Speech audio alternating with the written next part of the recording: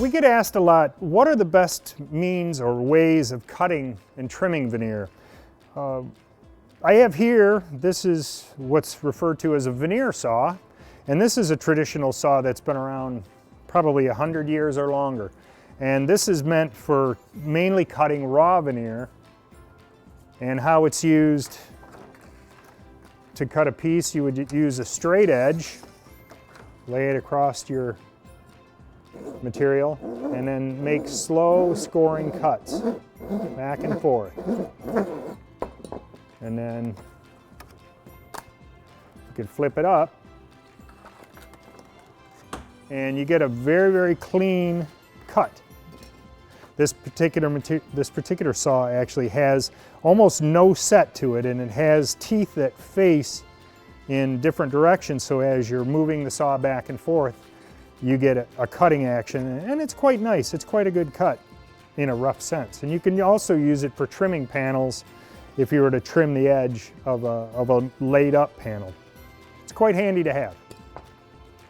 Then in terms of trimming, they also make this is a single edge T-type trimmer, and it has razor blades that run in either direction, and you would use this by drawing it across the surface, has that straight edge, and gives you a reasonably good cut as long as it's running with the grain. It's a little more difficult to cut across the grain with this type of a trimmer.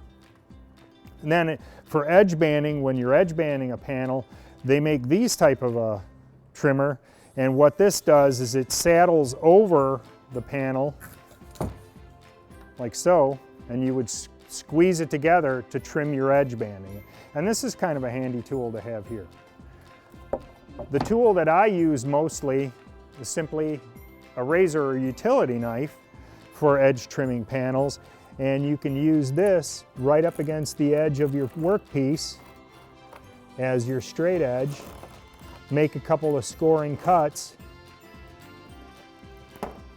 and you get a very reasonable cut. Although you can see a little chatter and a little rough cut. And that was probably because I was pushing down a little too hard. But this I use quite often.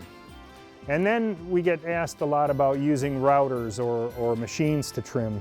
And I have a couple of examples of cutter that we use a lot today.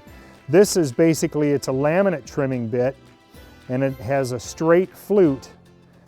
The downside to using this type of a cutter is that cutter or blade, as it's striking the surface, is basically slapping that grain. And I'll show you an example of that cut. While the cut would be reasonably well and reasonably good, it's still not quite right, and there are better alternatives. But I'll show you this real quick. Just going to adjust the depth here. Now it's important to remember, and this is old woodshop 101, is you want the rotating direction of the blade, you want that to strike the surface versus coming back and hitting the surface.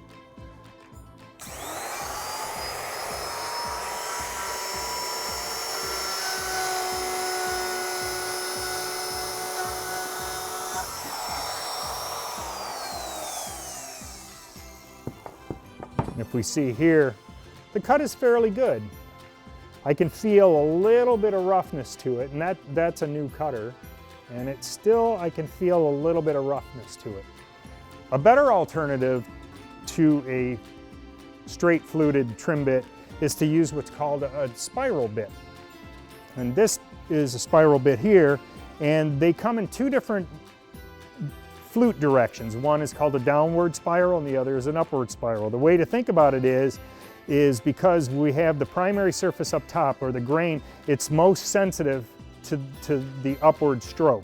So what you want to select is the downward spiral. So as it's cutting across, it's pushing down or shearing down across that grain, and it will absolutely give you the best cut that you can have in a machine cut.